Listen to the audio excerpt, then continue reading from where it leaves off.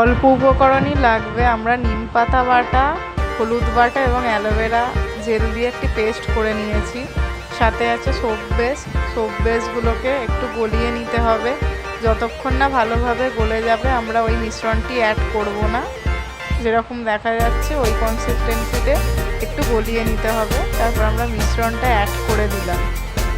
একটু ভালোভাবে নাড়াচাড়া করে যতক্ষণ না ভালোভাবে মিশে যাচ্ছে একটু নাড়িয়ে নিতে হবে হালকা হাতে।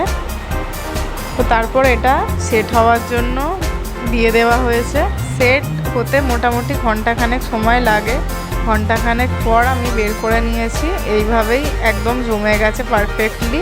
যদি একটু টাইম বেশি মনে হয় দেওয়ার জন্য দেওয়া যেতে পারে। তো আমি এরকম বের করে নিচ্ছি। খুব সুন্দর জমেছে এবং স্মেলটাও দারুণ। তো এইভাবে সোপ বানিয়ে ব্যবহার করলে সেটা স্কিনের জন্য খুব ভালো এবং অর্গ্যানিকও বটে।